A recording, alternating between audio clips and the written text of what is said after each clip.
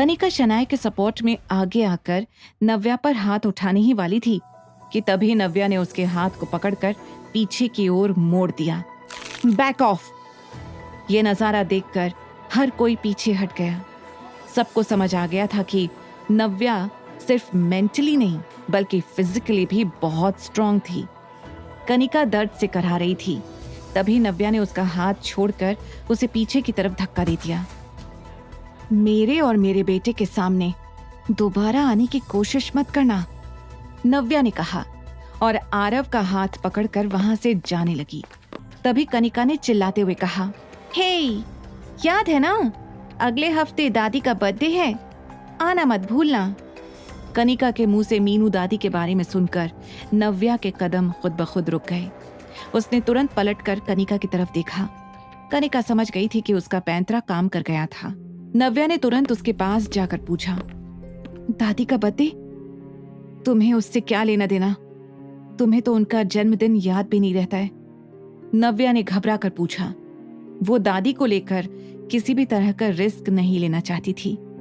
दादी ऋषिकेश में अकेला फील कर रही होगी, ये सोचकर हमने उन्हें वापस बुला लिया है।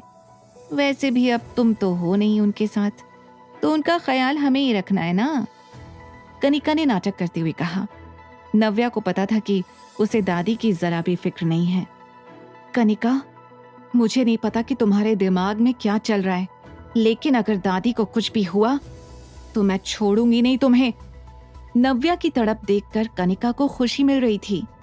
डोंट वरी, अभी तक तो शी इज फाइन, इसलिए तो हम उनका बर्थडे सेलिब्रेट कर रहे हैं। अगर तुम आओगी तो वो ठीक ही रहेंगी।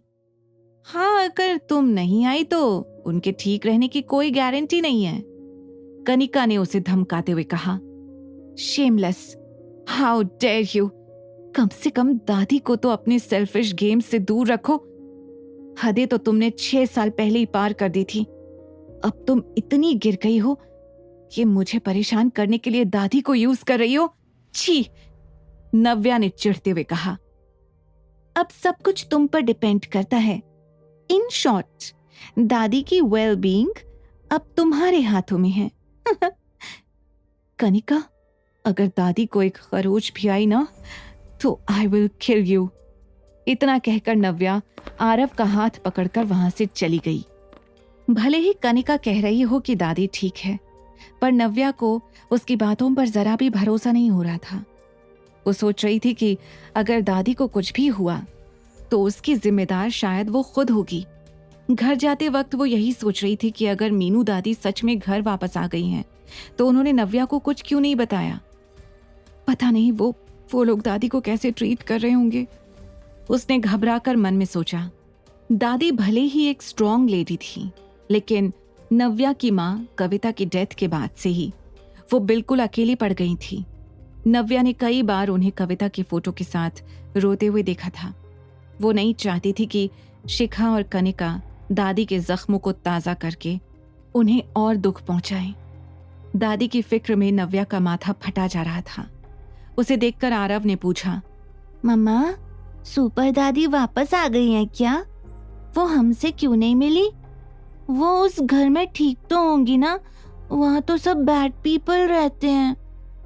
नव्या ने उसका हाथ प्यार से पकड़ते हुए कहा, डोंट वरी आरव, सुपर दादी बिल्कुल ठीक होंगी। मैं उन्हें कुछ नहीं होने दूंगी।